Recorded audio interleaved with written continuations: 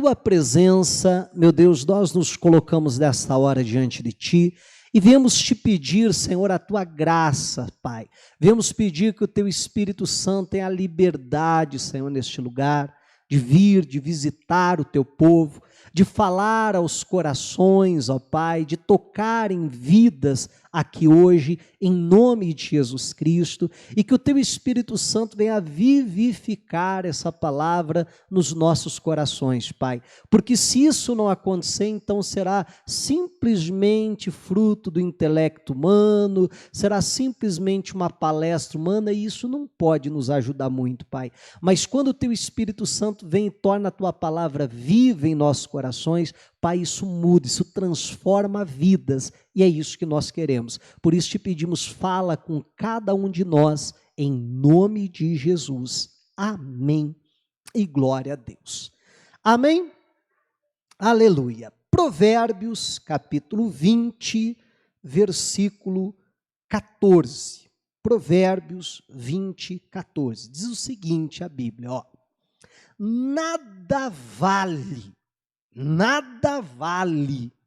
dirá o comprador, mas indo-se, então se gabará. Né? Essa palavra até um pouquinho, a gente não conhece, não faz muito parte do nosso vocabulário do dia a dia, né? Mas é a pessoa se achar, né? É a pessoa, ela dizer, olha aí como eu sou bom, né?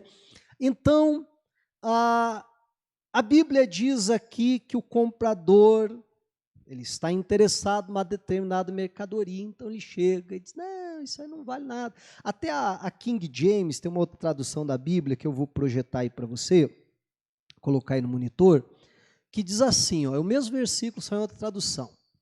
Não vale tudo isso, não tem esse valor, exclama o comprador. Contudo, quando se vai, gaba-se de ter realizado um ótimo negócio. Então vamos parar e pensar aqui um pouquinho a respeito desse texto. Esse texto ficou aí no meu coração, eu estou meditando nele já umas 2 semanas, acho que não, mas 1 semana e meia, talvez por aí, eu estou meditando nesse texto aqui. E olha que interessante, né? O que o texto está falando é a respeito, eu penso, de 2 coisas que a gente precisa entender que são distintas. Preço e valor. Amém? Valor não é preço e preço não é valor, por mais que muitas vezes a gente confunda os dois. E a Bíblia diz então que alguém, vamos imaginar, alguém está interessado em ter aquilo que você tem. E para a pessoa ter aquilo que você tem, ela precisa te convencer que aquilo que você tem não tem valor. Amém? Porque se ela conseguir te convencer que aquilo não tem valor, você vai baixar o preço. Você está entendendo? Então chega o comprador e diz, também não vale tudo isso, né? Pensei que ele está falando de valor. Não vale tudo isso. Não, por esse preço não. Diminui o preço. Não, ainda está muito caro, não vale tudo isso. O que você tem não é tão bom assim. E às vezes a pessoa se deixa ser enganada, não valoriza aquilo que tem, e por não valorizar aquilo que tem, então a pessoa negocia, abre mão daquilo. Mas o comprador, quando ele fecha o negócio, ele sai feliz da vida. Rapaz, fiz um bom negócio. Quando é que alguém diz que fez um bom negócio? É quando a pessoa consegue algo de um valor alto por um preço baixo. Você está entendendo? E aí a gente já começa a entender que existem diferença entre preço e valor das coisas. Amém? Bom, esse texto está aqui na Bíblia e faz um alerta para nós, para que a gente não venha cair, então, nisso. Não venhamos nos deixar ser enganados por isso. Mas eu penso que esse texto não está só na Bíblia só para que a gente não faça um mau negócio. Amém? Também está para isso. É claro que aqui é sabedoria, até na hora de negociar. Só que eu gostaria de hoje olhar para esse texto, vou chamar assim, com uma visão um pouquinho mais espiritual da coisa. Pois assim como o vendedor faz, ou melhor, como o comprador faz, quando quer comprar algo seu, você quer um exemplo? Você já trocou de carro e foi lá na concessionária para trocar de carro? Você chega lá, o que eles vão fazer no teu carro? Avaliação, né? E aí eles pegam e vê todas as qualidades do teu carro, não é assim?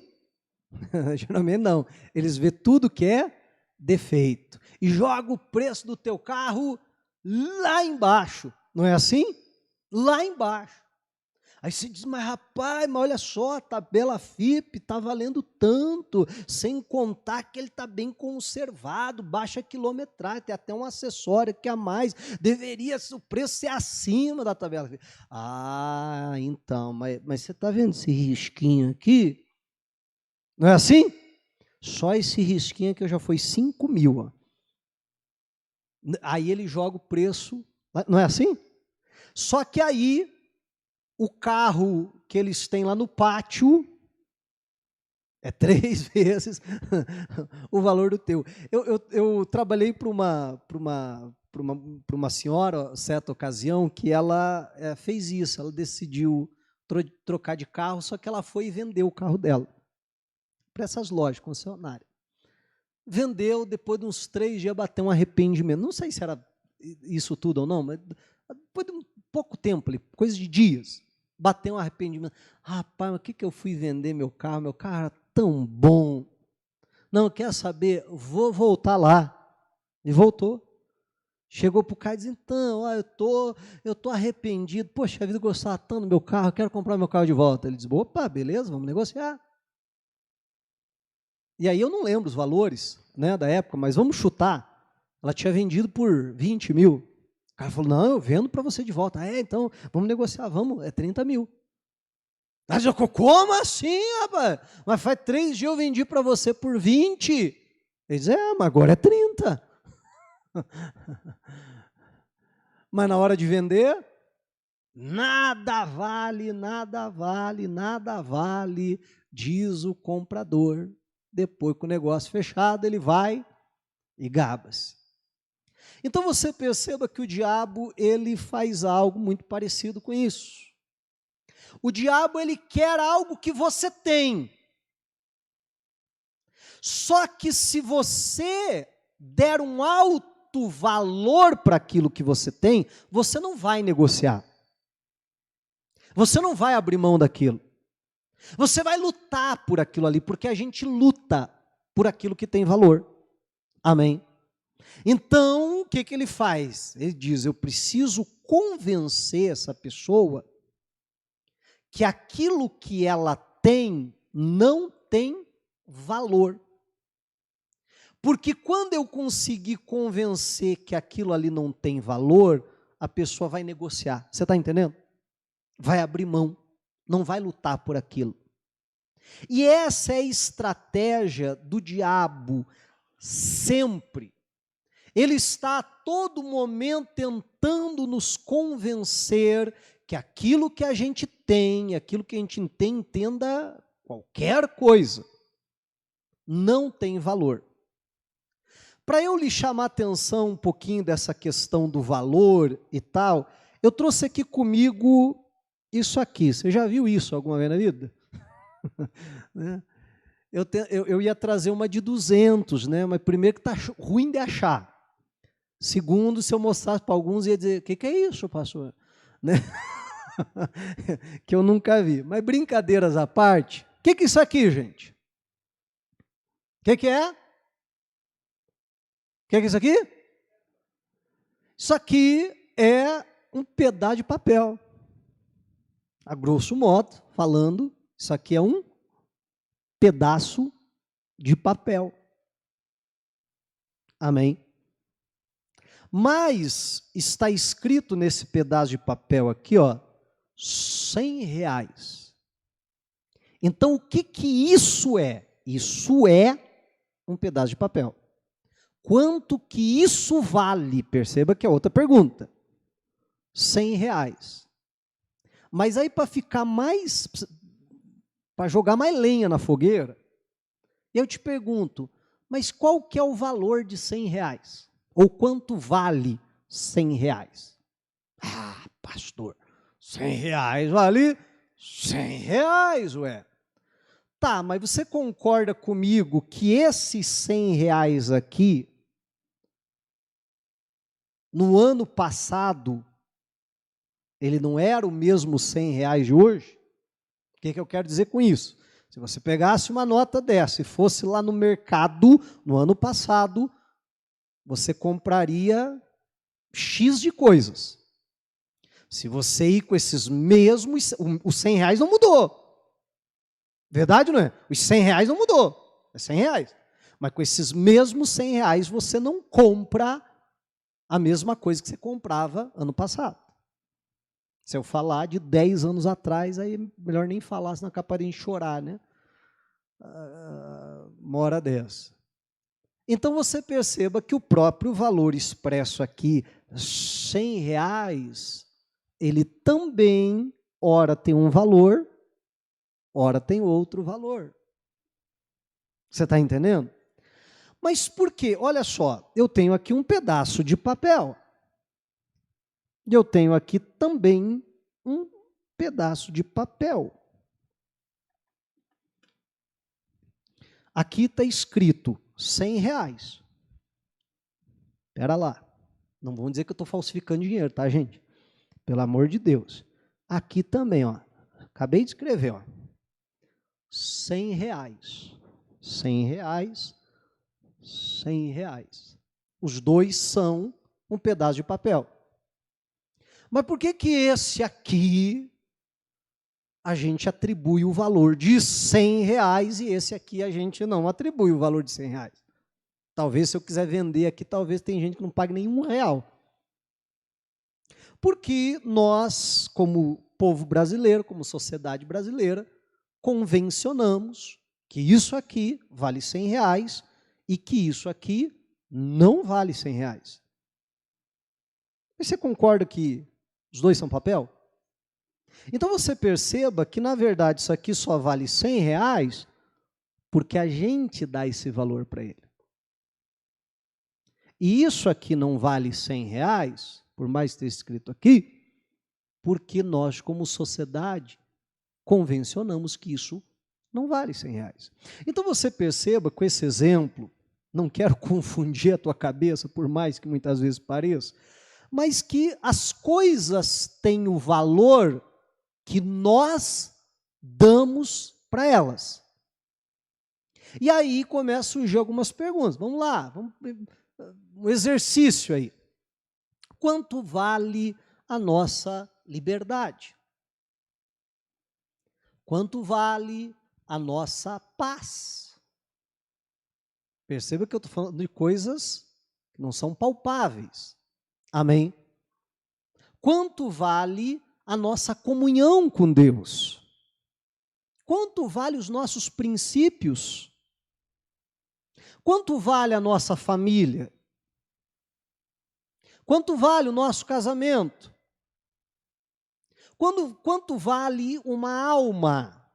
Ah, pastor, a Bíblia diz que uma alma, o preço de uma alma, é que todo tesouro da terra não equivale ao preço de uma alma. Ah, sim, mas você perceba que isso para Deus. Porque para a sociedade uma alma vale tudo isso?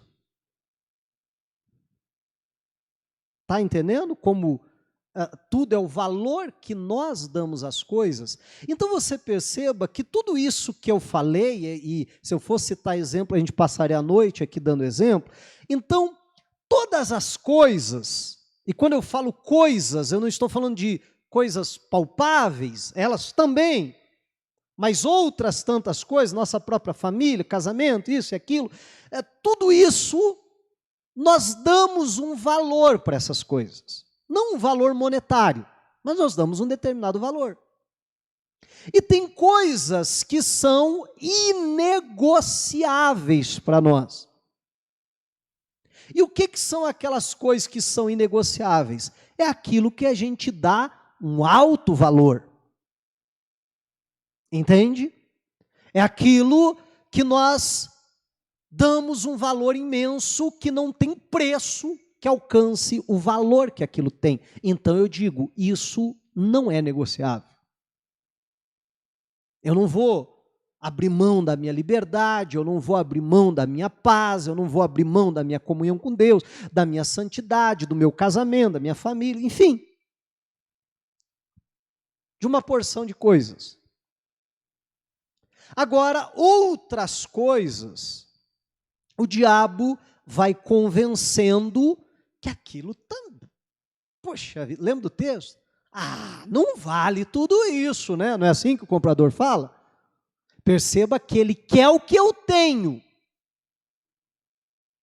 Então ele precisa me convencer que aquilo não tem valor. E quando ele consegue me convencer que é verdade, também não vale tanto assim, né? É a hora que eu começo, então, a negociar. É a hora que eu começo a abrir mão. E vamos falar a verdade, quantas pessoas já abriram mão, por exemplo, de um filho? Que chega a um ponto que a pessoa diz assim, fulano não tem jeito, fulano sempre foi assim, fulano não vai mudar, não adianta. O que, pastor? Eu acordar de madrugada para orar por ele? Não, pastor, também não vale tudo isso, né? Você está entendendo? Isso acontece ou não? A pessoa dizer, o meu casamento? Não, meu casamento também não vale tudo isso, né?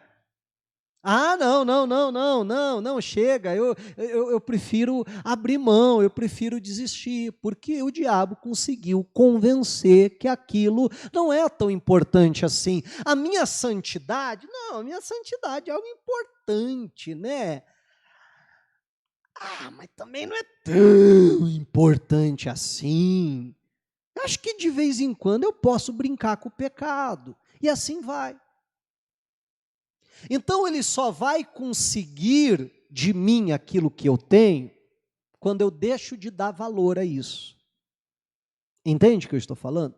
Então o que a Bíblia está nos alertando aqui, não só para a gente ficar esperto, ser sábio na hora de fazer os nossos negócios, mas entender que isso é uma artimanha maligna. E que o diabo quer nos convencer que determinadas coisas na nossa vida não vale, porque a gente não luta por aquilo que não vale a pena. Amém? Aquilo que a gente não dá valor, facilmente a gente troca, facilmente a gente negocia, facilmente a gente deixa para lá. Me roubaram. Mas também, aquilo ali não tem lá muita importância, deixa isso para lá. Não vou nem dar o trabalho de fazer um boletim de ocorrência, não vou nem me dar o trabalho de ir atrás, você está entendendo? E hoje eu quero, dentro dessa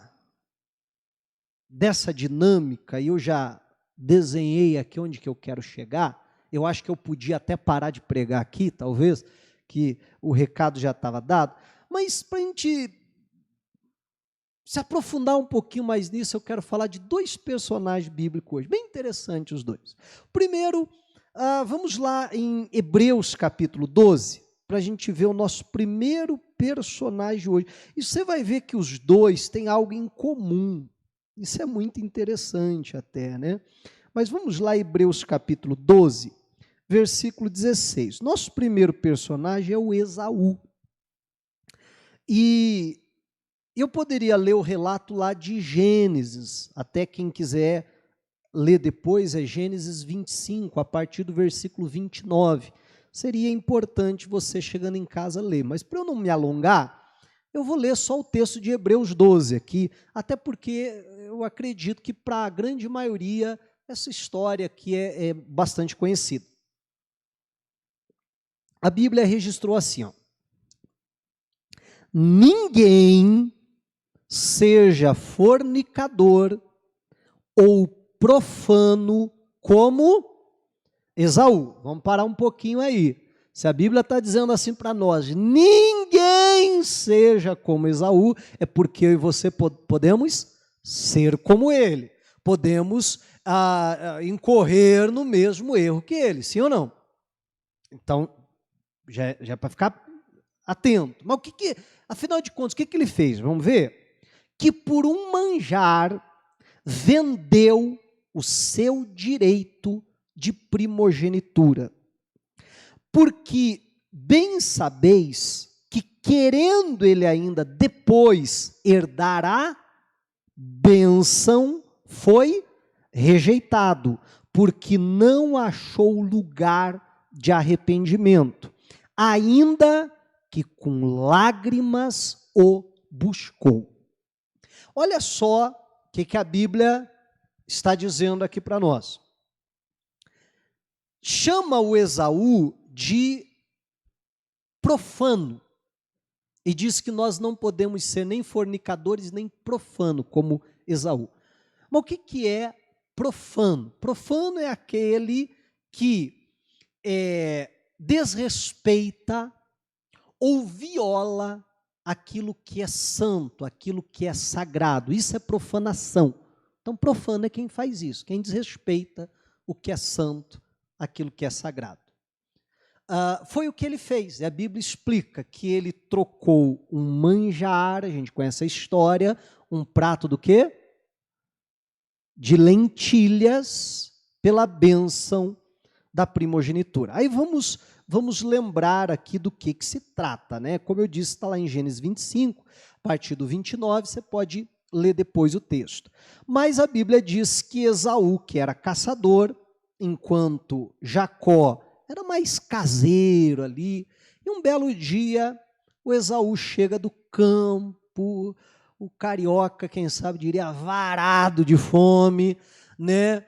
E ele chega lá e está chegando na casa e sente aquele cheiro gostoso, assim. Sabe quando você está com fome e sente um cheiro bom? Parece que aí não é assim? Aí que a fome ataca mesmo, né? E aí ele sente aquele cheiro gostoso, chega babando lá e diz: Jacó, dá aqui, serve para mim aqui, porque eu estou morrendo de fome. O Jacó diz: opa, para lá, epa, não, isso aqui eu fiz para mim, isso aqui é meu. Não, rapaz, que teu nada, depois você faz outro para você, eu estou com muita fome, rapaz, você faz um miojo ali, 3 minutos está pronto, né? Apesar que não tinha miojo na época, né? Eu acho que não tinha, acho que não, não quer? Ia falar o nome, mas não vou nem fazer propaganda, mas acho que não tinha inventado ainda, mas ele diz: não, dá aqui para mim. Ele diz: opa, espera lá, então vamos negociar, não é isso? Vamos negociar.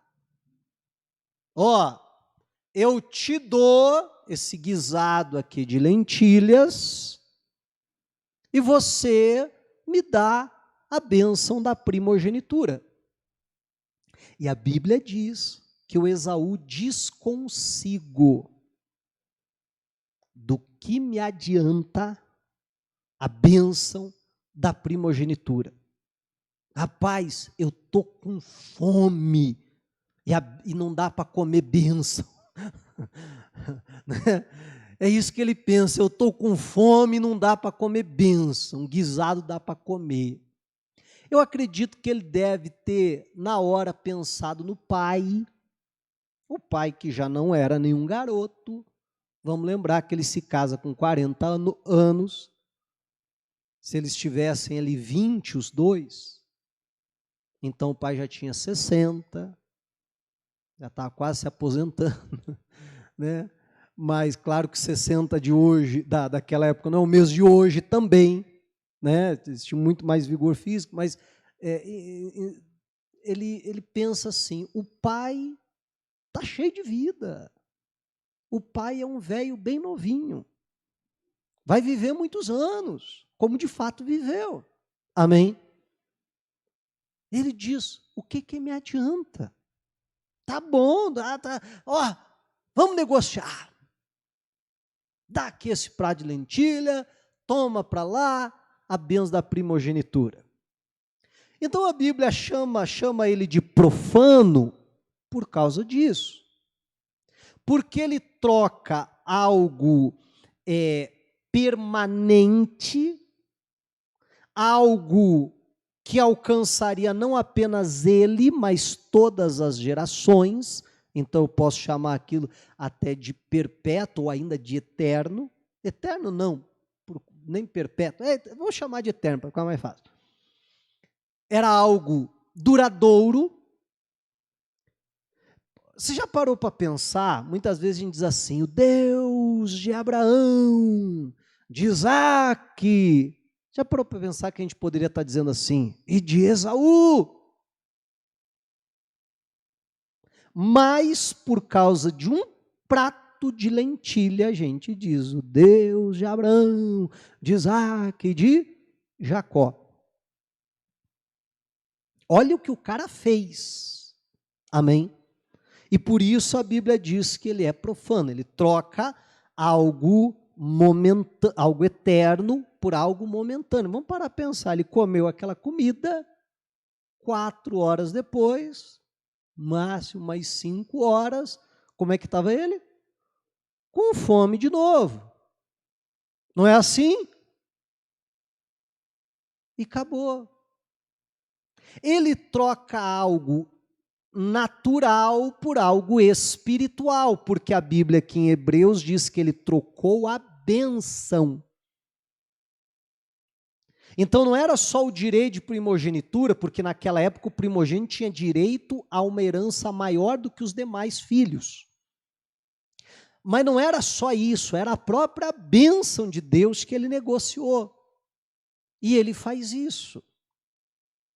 Mas por que ele fez isso? Porque ele foi convencido, ou ainda porque ele se convenceu, não sei qual dos dois, ou um pouquinho de cada um, acredito eu, que a bênção de Deus, também não valia tanto assim, né?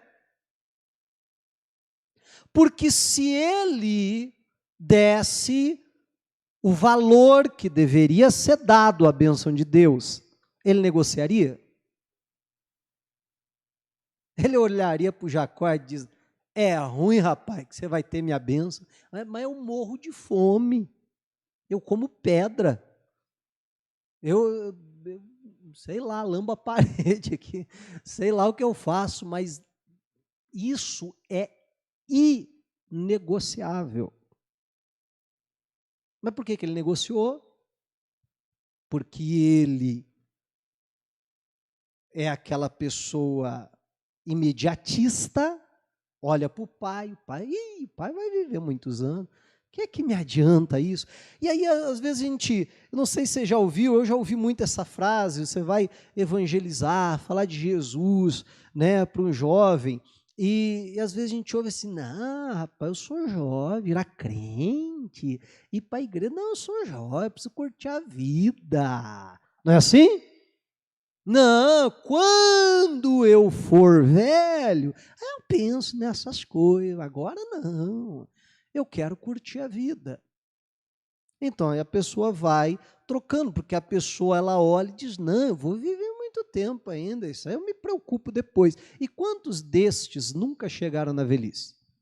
E se não se arrependeram, a eternidade para esses não será nada agradável. Amém?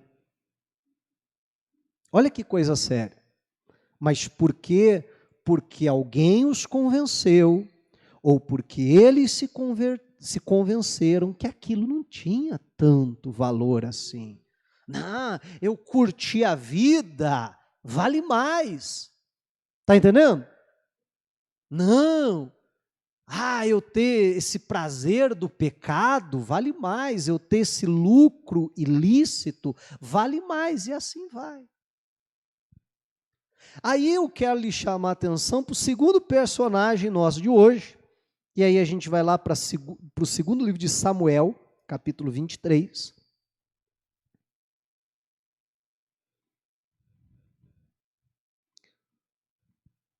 E o outro personagem muito interessante é esse aqui.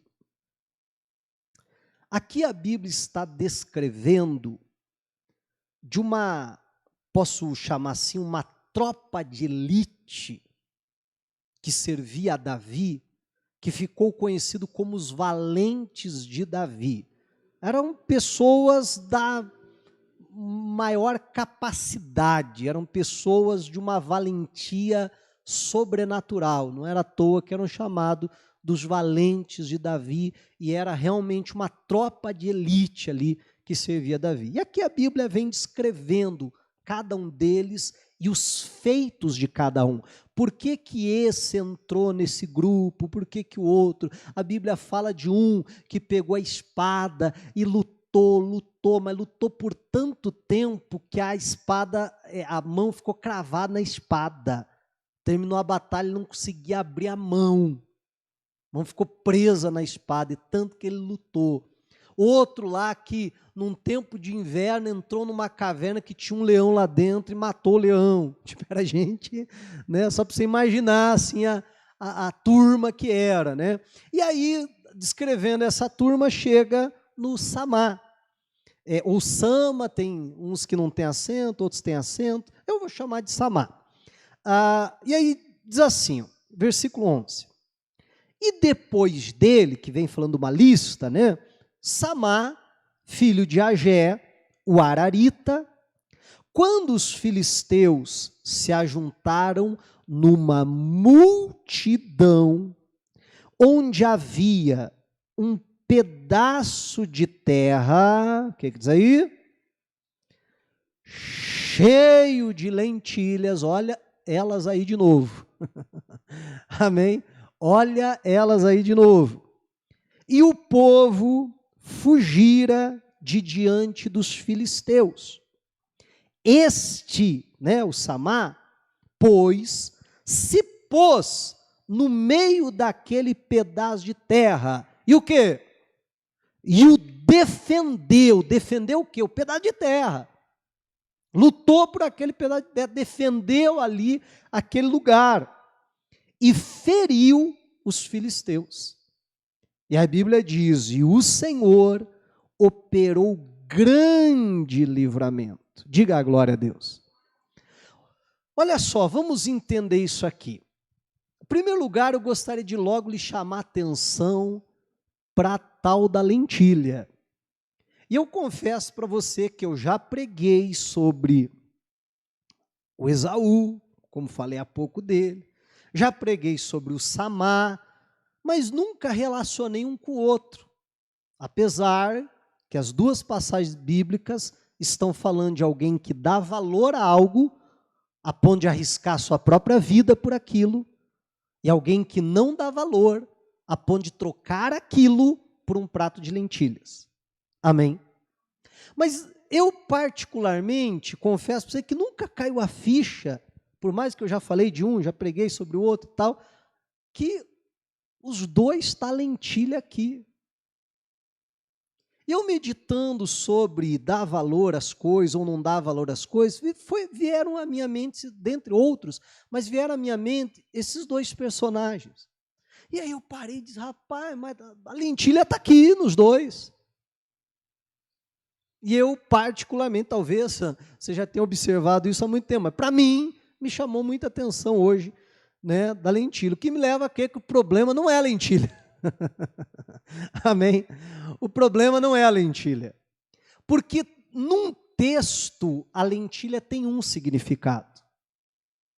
No texto de Esaú, a lentilha tem um significado daquilo que é passageiro, sim ou não?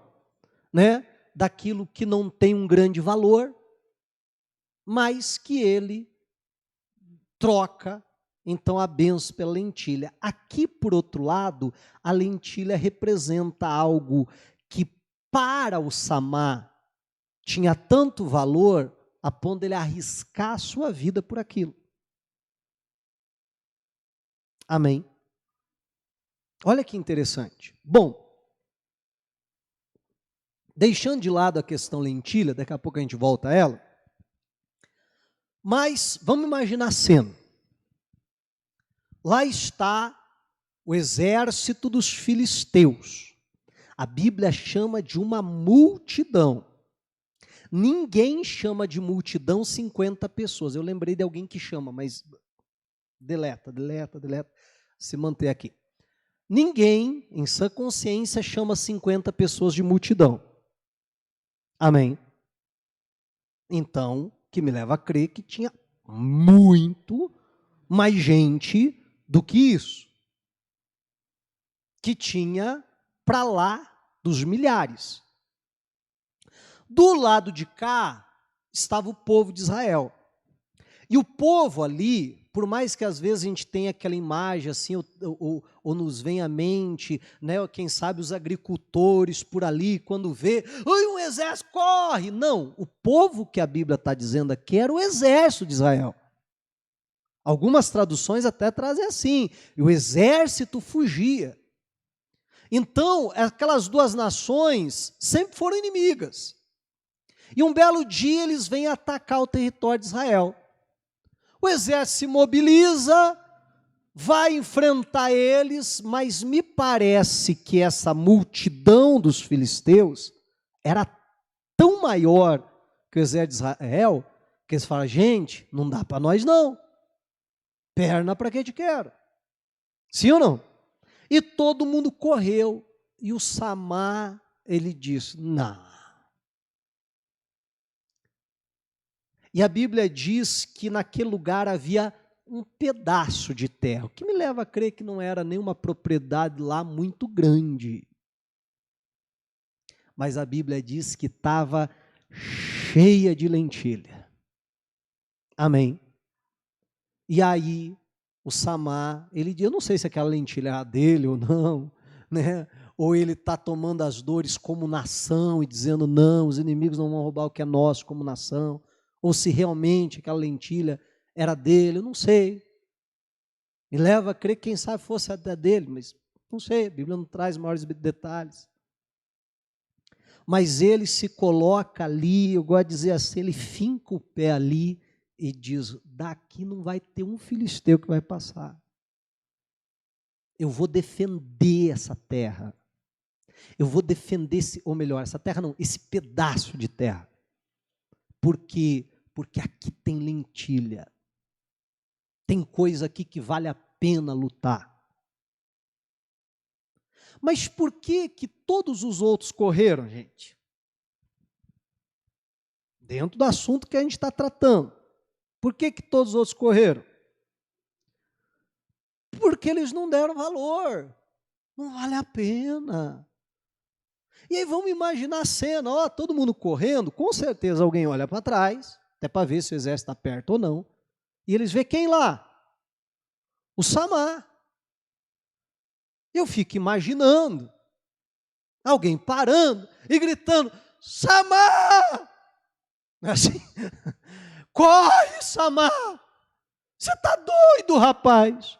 Você não pode com essa multidão. Se esse exército aqui já correu porque não tinha capacidade para enfrentar, quem dirá você sozinho, Samar? E aí eu fico imaginando alguns querendo o bem de Samar, companheiros de Samar, queriam o melhor para ele, gritava assim, Samar, não vale a pena morrer por isso, Samar. Não é assim que a gente costuma ouvir?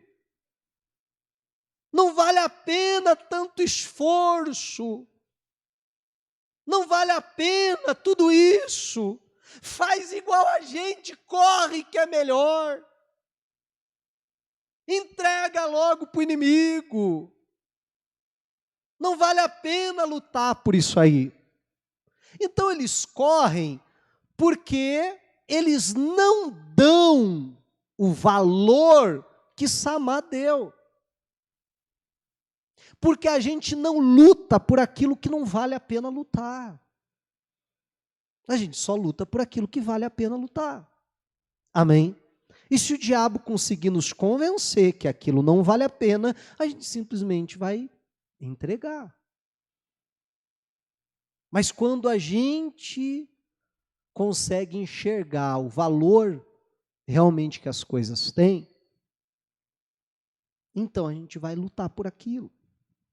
Meu irmão, e tem coisas na nossa vida que vale a pena, inclusive, a gente morrer por aquilo. E uma delas, que eu penso que está acima de todas, é o próprio Evangelho. Amém. Alguém já disse, eu não sei de quem é essa frase, sabia, não lembro hoje, mas alguém já disse que se eu não estou disposto a morrer pelo Evangelho, eu não deveria viver por ele. Amém? Se eu não estou disposto a morrer por ele, eu não deveria viver por ele. Então tem coisas que, inclusive, vale a pena você arriscar sua própria vida por aquilo. Amém? E o Samai lhe disse, não, daqui ninguém passa. Agora vamos parar e pensar, no campo da fé, isso se explica. Mas se a gente for tentar entender isso pela lógica, pelo raciocínio humano, a gente vai dizer, esse cara é louco. Porque para uma pessoa, e vamos lembrar que naquela época não tinha armas de fogo e tal. Então era lança, era espada, era dessa forma, escudo, porrete, que eles lutavam. Então, um só vencer dois, o cara já tem que ser bom. Sim ou não? O cara já tem que ser bom. Agora, vencer 10, meu irmão, já é algo sobre-humano. Agora, ferir uma multidão, e repito, que ninguém chama de multidão 50 pessoas, se os inimigos fossem tão poucos, o exército de Israel não ia fugir. Amém? Então você perceba que a Bíblia termina descrevendo assim, e o Senhor operou grande livramento. Então quem é que entrou na batalha? Por que Samá venceu? Porque Deus disse, rapaz, é desses que eu estou procurando, vamos lá, tu não está sozinho não, agora é eu e você, vai lá, eu bato num aqui, você termina de matar lá, amém? Então Deus entrou naquela batalha. Eu fico imaginando Deus tomando a vida de Samá, a exemplo do que o Espírito de Deus fazia com o Sansão. E Deus deu a ele uma agilidade, uma velocidade, uma destreza, uma força sobrenatural. Meu irmão, que ele foi lá e de uma maneira sobre-humana, de uma maneira sobrenatural, acabou com aquela multidão. A Bíblia diz que ele feriu aquela multidão. Como não diz que acabou com todo mundo, eu fico imaginando que ele matou a grande maioria e os últimos assim chegaram a um ponto, olhar e dizer, rapaz, melhor a gente ir embora, senão a gente vai morrer também. Porque no começo está todo mundo corajoso, né? Mas depois que você vê o cara sozinho matar metade do exército, aí eu acho que a maioria perdeu a coragem e diz, vamos embora que deu ruim para nós hoje. Amém? Olha só. Mas sabe o que é interessante? A Bíblia não diz que Deus usou aquelas pessoas que correram de uma maneira sobrenatural, dando a eles super velocidade, e os filisteus não alcançaram eles. A Bíblia diz isso? Porque Deus vai usar quem está fugindo, gente. Você está entendendo em nome de Jesus? Mas a Bíblia diz que Deus, através de Samar, operou um grande livramento. E aí, sabe o que eu fico pensando? Eu, de vez em quando, dou uma viajada, mas viaja comigo. Eu fico pensando naqueles que correram, né? Depois dizendo assim, rapaz, você viu como é que Deus usou Samar? Que bênção! Não sei por que Deus não me usa assim. É assim ou não é?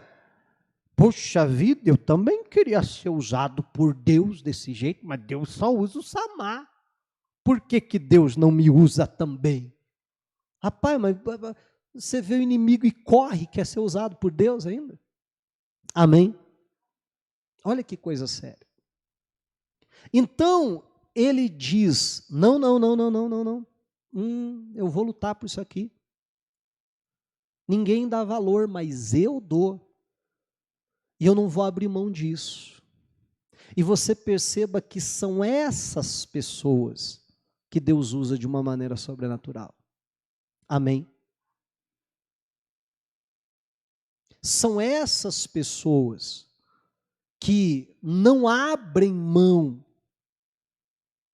de determinadas coisas porque entendem o valor que aquilo tem, é que Deus pode ser com elas. Então nós vemos dois personagens, um que olha para a bênção de Deus, para a bênção que Deus colocou sobre a vida do Abraão, que Abraão colocou sobre a vida de Isaque, e que Isaque colocaria sobre a vida dele, e olha para isso, e diz, isso não vale tanto assim, vai levar muito tempo para eu desfrutar disso, eu estou com fome agora, até lembrei de uma propaganda, um cartão de crédito por aí, porque a vida é agora, não é assim? E ele vai nessa onda, porque a vida é agora, o que importa é o agora, eu quero comer agora, e ele então troca. Se convenceu que aquilo não tinha valor. Agora, esse aqui, ele diz, não, daqui ninguém passa, porque eu vou lutar por isso. Então, eu e você precisamos parar e olhar para a nossa vida, diante de tudo isso que nós ouvimos hoje, e parar para pensar, poxa vida, qual que é o valor que eu estou dando para as coisas? Porque quem sabe eu estou diante de pessoas aqui, ou pessoas que vão nos assistir depois, que estavam a um passo de desistir de algo, de abrir mão de algo, talvez com um valor imensurável, mas que você não estava enxergando o valor disso, você estava disposto a negociar, abrir mão. Amém? E que a gente possa parar e começar a olhar com toda a seriedade e falar, qual o valor que eu estou dando a certas coisas na minha vida? E eu creio que quando eu estou pregando aqui, o Espírito Santo vai falando de uma maneira individual, personalizada com cada um, apontando, dizendo, é isso aqui que eu estou falando contigo, é isso aqui, é aquilo lá. E não é assim que Deus faz? Amém? E que nós possamos, a exemplo do que fez Samar, dizer, não vou abrir mão. Se para os outros não tem valor, para mim tem. Se para os outros pode olhar esse pedaço de terra e dizer, eu não vou lutar por isso. Tem lentilha aqui. Você está entendendo? Tem coisa aqui que vale a pena eu lutar, e eu vou lutar por isso. Eu não vou abrir mão, eu não vou negociar, o diabo não vai conseguir me convencer que aquilo não tem valor. Porque tem uma máxima popular, um ditado popular que diz, né, que o homem só valoriza depois o quê? Que perde. Sabe aquela velha história? Eu era feliz e não sabia. Não é assim? Poxa vida, eu era feliz e não sabia. E que a gente não venha ser enganado e esperar abrir mão, negociar, perder, as coisas para depois dar o devido valor, em nome de Jesus. Que você possamos ser como Samar, que está disposto a lutar por aquilo que Deus confiou nas nossas mãos. Amém? Diga a glória a Deus e vamos aplaudir a Jesus.